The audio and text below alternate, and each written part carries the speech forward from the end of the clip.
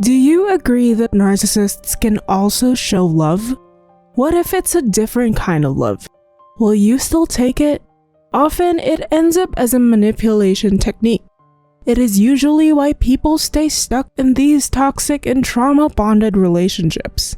A narcissist's version of love has become such a common issue that a term was coined for it: love bombing. It is giving attention and affection to influence another person. If all these sound too familiar, you may have a narcissist in plain sight. It is crucial to distinguish between genuine love and the vicious cycle of a narcissist's definition of love. Keep watching this video to find out 5 ways narcissists can show you their love. Number 1. The narcissist projects their definition of love.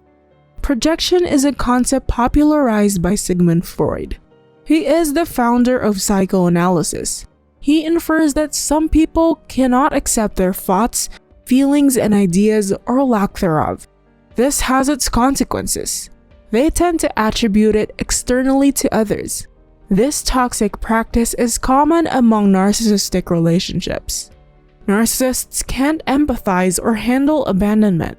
They project this into their romantic or work relationships. It happens to the people closest to them. Spending the most time with a narcissist exposes one to this treatment. Examples are narcissistic parents who did not acquire much love and attention in their respective childhoods. They gravitate toward being controlling and overbearing to their children. Another is a narcissistic partner who has been traumatized by past relationships. They tend to be possessive and jealous. There are many more examples of how a narcissist can project their reality onto the victim of abuse. To the narcissist, it is an act of love. For the end receiver, it can be unbearable. Number 2. The narcissist makes a blueprint for how to love you. What does this mean? Like architects blueprint buildings, a narcissist can study your love language to plan their action. It takes place in newly formed relationships. At first, this sounds sweet, but this is usually how love bombing starts. The narcissist will be so eager to learn about you. They'll want to know what makes you happy, sad, triggered, and reactive. This information is then expressed as grand gestures of affection. On the downside, it is also used against you. This kind of relationship usually lasts up to 6 to 12 weeks. Just like a bomb, the love explodes and disappears. It leaves an aftermath of abuse. It ends when the narcissist feels they have already fully gained your trust. You are no longer capable of doubting their love. This is all the more dangerous in online dating. People can easily access information that you put out about yourself on those platforms. You become an easy target. Narcissists shift into what you want temporarily. In doing so, they get what they want long term. Number 3. The narcissist is inconsistent in giving love. Inconsistency is a fundamental trait of narcissism. The disregard towards others' needs prevents a narcissist from forming healthy relationships. This happens after the first few waves of love bombing. The narcissist will lose momentum. The grand acts gradually become mediocre. They may even show red flags here and there. Because of this instability, the abused won't spot when boundaries are crossed. This goes even when they pile up. The love bombing starts to get weaker every time. It depends on how invested you are in the relationship. Lee Hammock, a diagnosed self-aware narcissist on the web, once said, "If you get swept off your feet too fast, he or she is more than likely to drop you off your head." Narcissists can't keep up with this loving persona. They will eventually show their true colors. It will come at intervals, which makes it hard to keep into account. Number 4. The narcissist declares false promises. Wouldn't you love to hear those sweet promises for the future? May it be a parent, friend, or partner, narcissists come up with the most alluring propositions. These are the kind that will get your hopes up.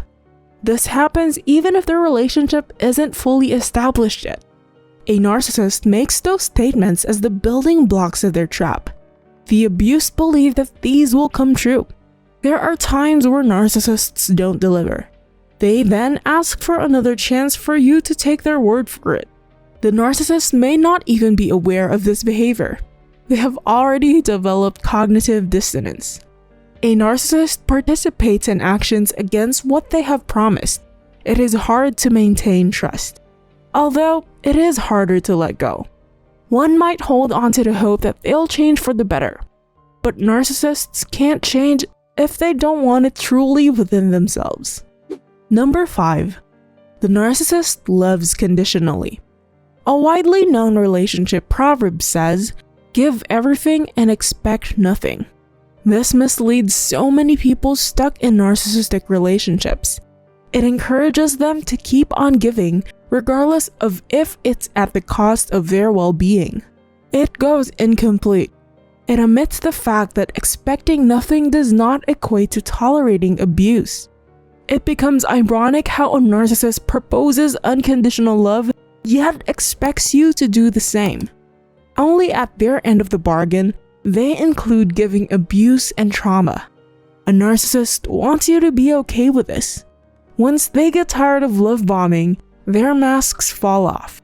It's like they change into a different person instantly. They put you on a pedestal under the condition that you will heed only their needs. Being in that position doesn't only guarantee pressure, it also sets us up for a personal crisis. Have you ever been in these situations? Perhaps have these signs of love bombing enlightened you to the patterns of your narcissist's love?